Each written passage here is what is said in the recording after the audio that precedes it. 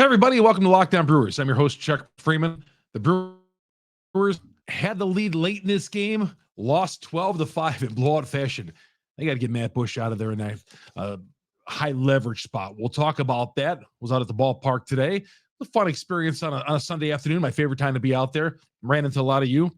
And we'll talk about your favorite place to sit at AmFam Field. All that and more coming up here in the next half hour of Lockdown Brewers. We're coming up next.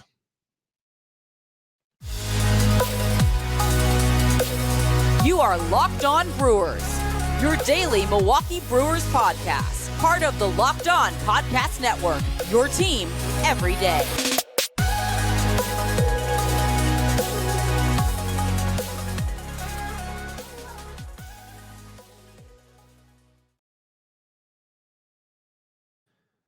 And hi again, everybody. I'm Chuck Freeman. Welcome to Lockdown Brewers. Been covering the Brewers for over 40 years for AP Radio. Also, the morning sports anchor of 1310 WIBA in Madison. Been doing sports talk shows in the Milwaukee area for years and years and years. So most of you know me from there and up in Green Bay as well. And we'd love to have you join us every day. Some of you are everydayers. I met you out the ballpark earlier today. And we are here talking Brewers on Locked On Brewers on the Locked On Podcast Network every day. Your team every day. We are here for the number one Brewers podcast out there. Get us on one of your favorite places to go, whether it's Google, Apple, Spotify. There's a ton of other places. Wherever you get your podcast, you'll find Locked On Brewers on the Locked On Podcast Network. The Brewers play the Detroit Tigers in a first of three coming up on Monday night, and a first of three of another American League East team. Catch every pitch of first hometown broadcast with SiriusXM on the SXM app. Search Milwaukee Brewers. Search Brewers. Always drop us a note on Twitter. Chuck Freeman, FREIMUND. Also, subscribe on YouTube. Go to the YouTube channel. Hit subscribe button. Hit the little bell. That'll alert you every time we drop an episode. I'm always providing Brewer content right here, both on the podcast and the video version right on YouTube. Locked On Brewers, part of the Locked On Podcast Network. Again, we are your team every day. Good to have you along here on late Sunday night, early Monday morning. Thanks for making Locked On Brewers, all you everydayers out there, and I ran a lot of you at the ballpark. We'll talk that up here. First of all, Boston Sox. This was a 4-3 Brewers lead going into the top of the eighth inning. They had scratched their way back from a 3-0 deficit. They were 6 outs away from winning this game and taking 2 or 3 for the Boston Red Sox. And Matt Bush came on in the top half of the eighth inning. And Craig Counsell said after the game, there were guys tired. He was not going to go with Lecky, who pitched the night before. He was the night before. Now, we saw him in a similar role several times this year. Now, he pitched okay, nice outings, okay? But Matt Bush has got a penchant for giving up the home run ball. And Matt Bush and infield, bad combination, especially with the roof closed. The ball was flying today if you hit it just right. And certainly it happened. 4-3 lead going into the top of the game. Just tied the game up with a rocket to left field. And then Masataka Yoshida homered, gave the 5-4 lead, and the hits just kept on coming for the Red Sox. In fact, Yoshida later on hit a grand slam in this game to cap off a 9-run eighth inning. 9-run eighth inning. And Guerra was the victim of that slam. But I cut him a ton of slack, okay? Game was already lost there. Matt Bush, who I think many people were excited when he first got to Milwaukee last year, but he's been a disaster. Saw this put up by Adam McKelvey. Since last year, in his last 25 and a third innings, he's given up 10 runs. He's probably given up, and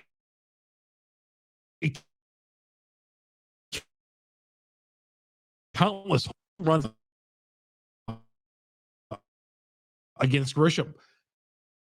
Tied the game up. Brewers ended up winning there. Trust him. You can't trust him in this spot. I'm going to cut Counsell some slack because he says his bullpen was exhausted. He knows his team Okay, but try it all without at all costs. Don't in that situation. I love Counsell. He deserves that extension for as long as he wants. I love him. I don't know how much confidence he really has. There's no way you could have confidence. The gamer that Counsell is, the hard-nosed gamer that he is, there's no way he can have the confidence that he has shown in Matt Bush in high leverage spots. Ain't no way do I believe that for 1 second that he sat back and thought, oh man, I'm confident. I'm going to throw Bush in this game in a 1-run lead that we're going to get out of this and go home. Now he said, Bush pitched well against Seattle. And he said after the game, he admitted this was a bad day for Matt Bush. 2 bad pitches turned this game around and 9-run 8th inning. And that was bad. But don't put Bush. Bush is not good. Okay. I would trust Bryce Wilson right now in a high leverage spot ahead of Bush. Those 2 are basically guys you want to throw in there when the game is not on line. All right. That's how I feel. You can't throw either one of those guys on a 1-run game unless you absolutely have to. And apparently, according to Counsell, there was nobody else they could go to. He was not going to bring back Strzelecki, was not going to bring in Piamps, I'm starting to become more and more confident with him. But Matt Bush, saw him jogging out for the 8th inning. Not good. Gave up the rocket to Turner and then Yoshida, and that was game, set, and match.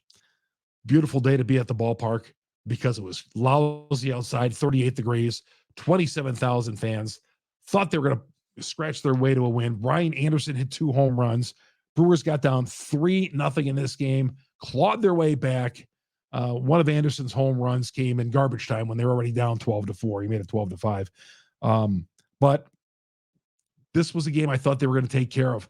Corbin Burnes went 5 innings, and he was not great. Did not pitch well in the first couple innings. Settled down, okay. Didn't let it get out of hand. Stuck around for 5 innings, but we've seen better days from Corbin Burnes. Coming off that little bit of a tweak that he had last Tuesday, we'll cut Corbin some slack, but this would be like he's had 2 bad outings. He pitched great in his previous outing, obviously, prior to coming out in the 6th inning last week. But Corbin, at best, as a Cy Young Award winner and as a guy we think highly of and one of the best in I think was the home runs. But I can't say that enough. You can't trust Matt Bush in high leverage spots ever again.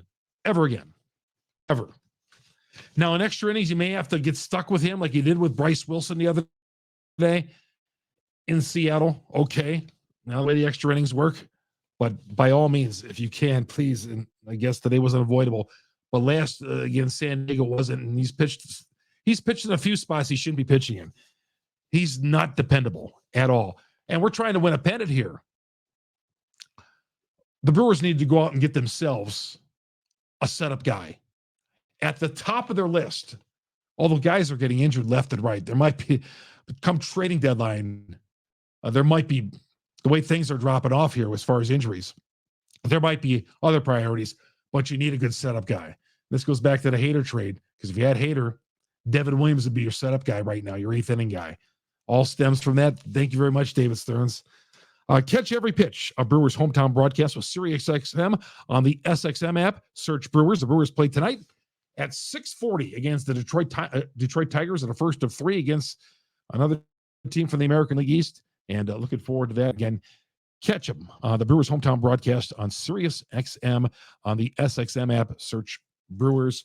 Thank you for making Locked On Brewers your first listen. All you everydayers out there. Ran into some more of you at the ballpark today. I appreciate that. We'll be talking about that coming up here in podcast. Also brought to you by Pro Baseball GM. Pro Baseball GM is the coolest game I played in a long time. I've always thought it could be a GM. You know, I past coolest game. Hiring the right coaches, staff, managing team finances, scouting and drafting players, managing through difficult personalities and injuries, navigate your franchise through free agency and all the ups and downs of a season. And the game allows you to manage every strategic aspect of a franchise. As all these I've mentioned here, play through seasons, lead your franchise and fans to glory as you build a historic dynasty in a simulation you are responsible for. And Locked On Brewers listeners, you get a 100% free boost to your franchise when using the promo code LOCKEDON in the Game Store.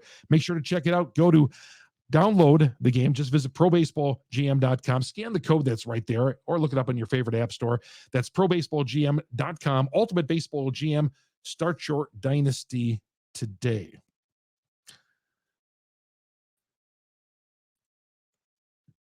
Chuck Freeman here on Locked On Brewers on the Locked On Podcast Network. Let's get to the box score. The Tigers took 2 of 3. And here's how things look. 27,000 out there on a cold day in Milwaukee. And what better thing to do in Milwaukee on a day like today but go inside and see some Brewer baseball. The best thing the Sea Leagues ever did, other than saving the team from moving a couple of times, is to have the foresight to build that retractable roof, something Minnesota wishes they had. So on a day like today, we're not sitting outside freezing cold, just wishing that game was over in an hour and 57 minutes. But instead, we go into the comforts of Miller Park, and that's great. This is what this is all about. And I know some people in the 90s, when of course it was going to cost a little bit more to build a retractable roof, it was like, oh no, that's going to cost us more money. Are you kidding? That was the best thing we've ever done. Maybe the best thing we've ever done in the state of Wisconsin. In addition to keeping them here and keeping the Milwaukee Bucks in Milwaukee. But building the stadium with a retractable roof so we can enjoy games like this and not have to freeze like they do down in Chicago or down in Minnesota. All right, here's how the box score lined up for today. Christian Yelich, RBI base hit as part of that 3-run comeback in the game. 1 for 3, walked once as well, walked in as part of one of the rallies in that game as well. After things got out of hand, Mike Brasso came in, pinch hit, went 0 for 1. Jesse Winker went 1 for 4. Willie Adames went 0 for 2 with a walk. Miller in garbage time.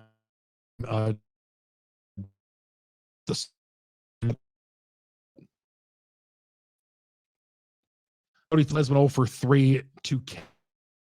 He's been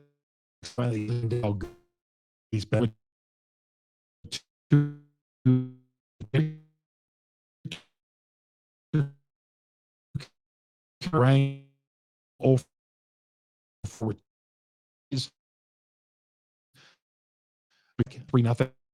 3-0. One of Joey's better days offensively recently, and Blake Perkins made the start right field, went 0 for 2.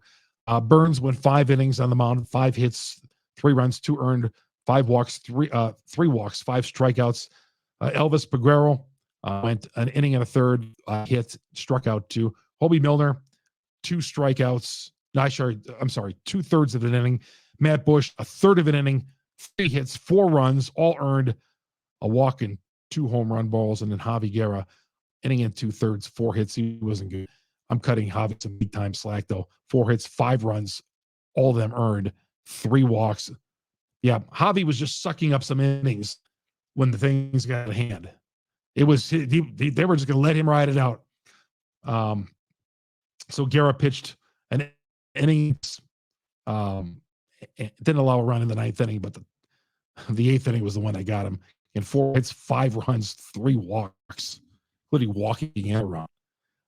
27,000 fans showed up at AmFam Field for this one, and the Brewers lose. I saw Kevin here down at AAA, where he does this all the time.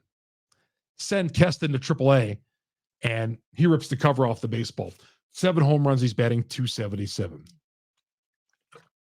Had to take a little drink. Was losing my voice a little bit after my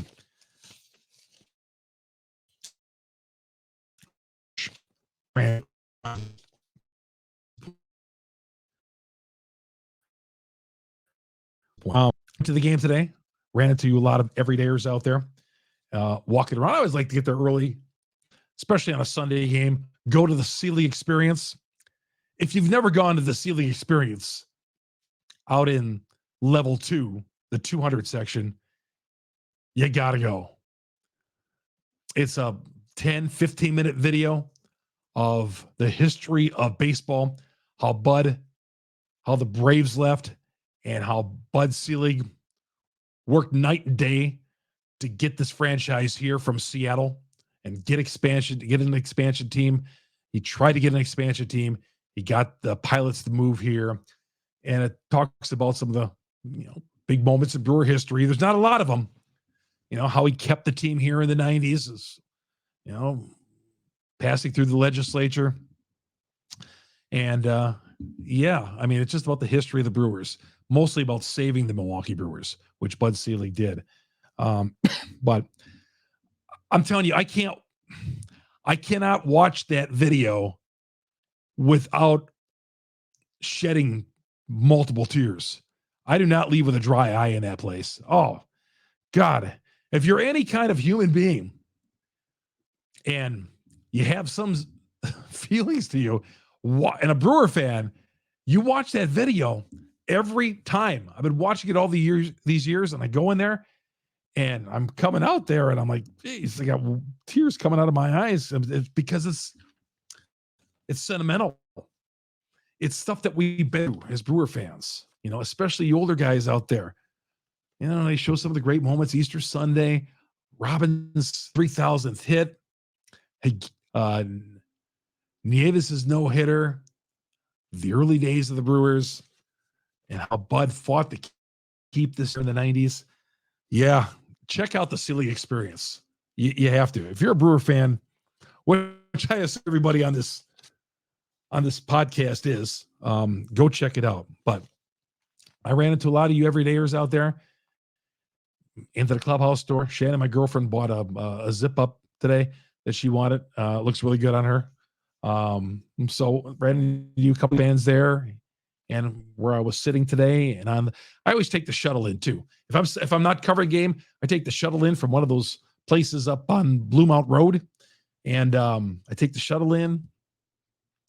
Perfect. Okay, it is in and out. It's outstanding. So sometimes a little trouble finding a spot on the street up around Blue Mount there when you want to park the car to get the shuttle, but it all works out.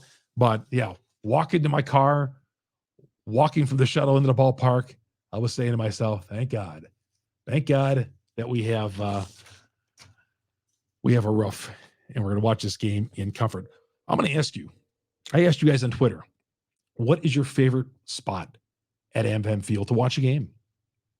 Where do you like to watch a game? I'll get to some of those tweets coming up here in a little bit. Show is brought to you in part by Built Bar. Looking for a delicious snack, but you don't want all the sugar and calories? Then you need the best tasting protein bar ever. Built Bar. You got to try it. And if you want to work out, you want some energy, you want to go for a run, you would like to think the weather's going to be better, but I know a lot of you guys run in this. You want a little protein, a little energy to get you going, healthy snack. You don't want to compromise on taste either, because you don't want to taste some of these other kind of bars that are just bad. Built Bar is the best way to go.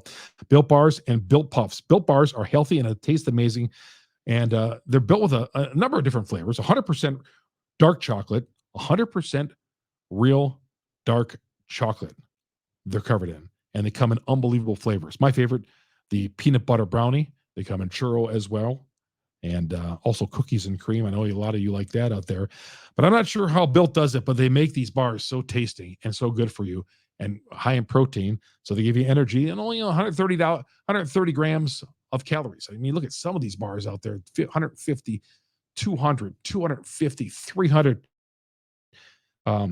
times sugar. And, this is only got 4 grams of sugar in it and 17 grams of protein, everything you need for some energy. If you're close to a Sam's Club, run in, grab a 13-bar box with all our hit flavors, everything I mentioned, and also head to your Walmart, walk to the pharmacy section, grab yourself a box of Built Bars. You can pick up a 4-bar box of cookies and cream, and the double chocolate bar, the coconut puff, or go to built.com.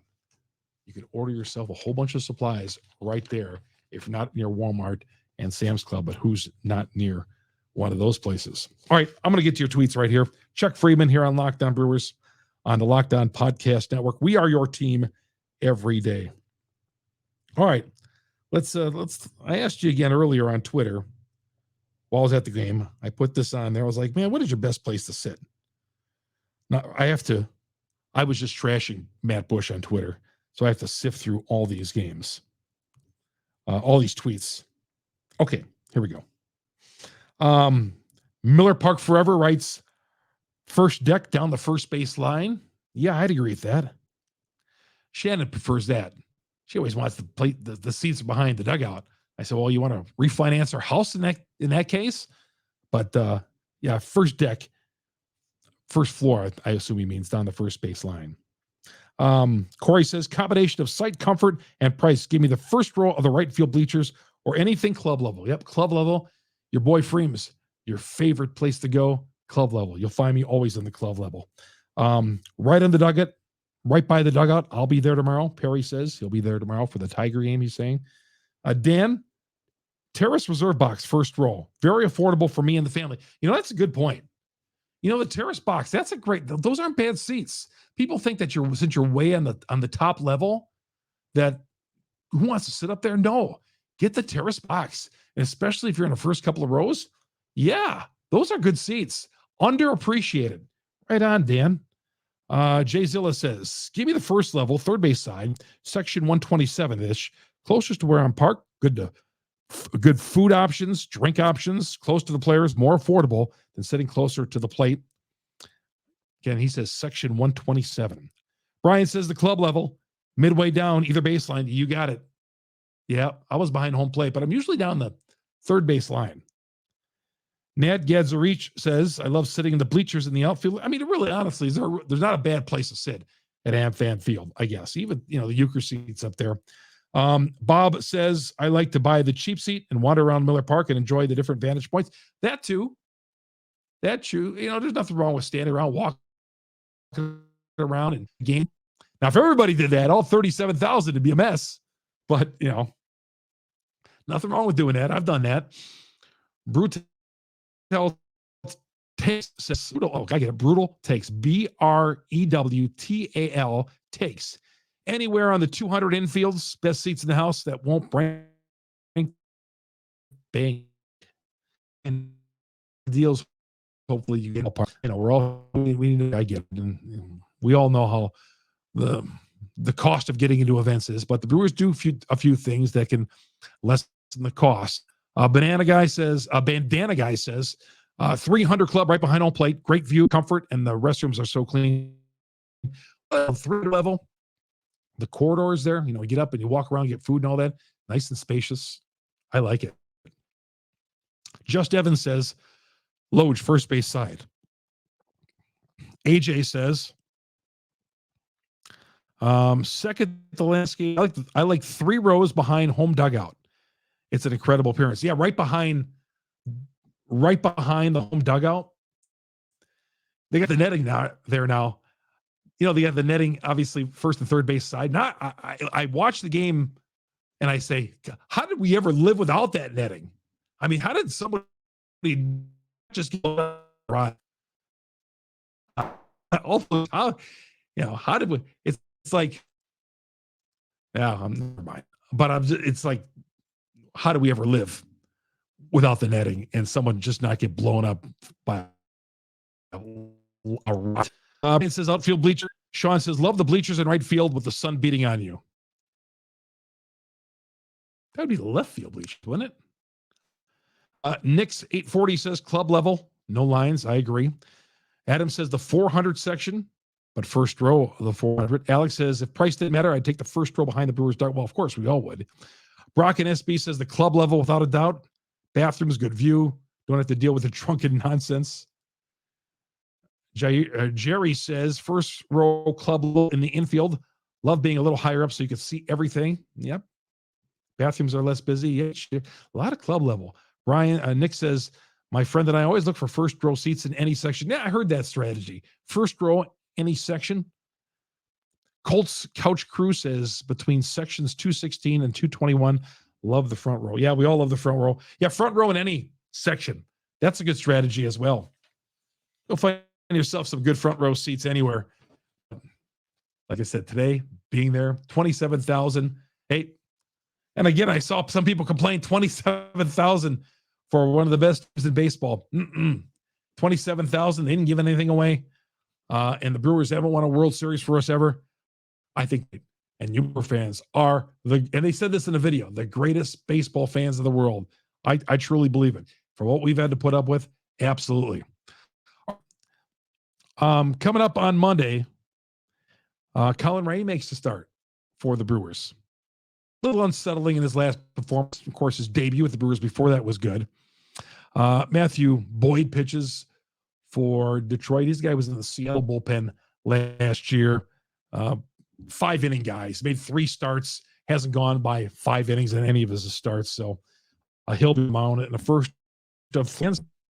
Tigers, they got Baez, they got some talent on that team. They're not a bad team as all.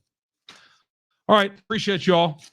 As always, all you everydayers, you follow us on podcast, you follow us on Twitter, and you watch us on YouTube. Appreciate it as always. And of course, the Brewers play on Monday night, 6:40. If you're watching this or listening to us on a Monday, tonight, 6:40.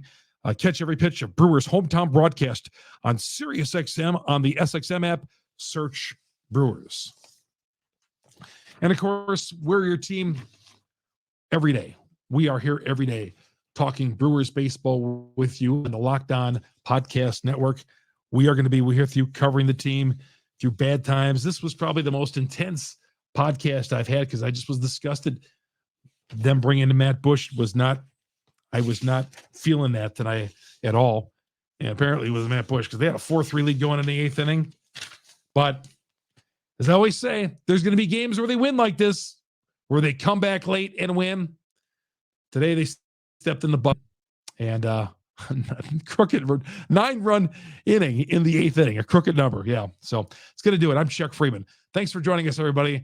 I'm Chuck Freeman, Locked On Brewers on the Locked On Podcast Network. We are your team every day.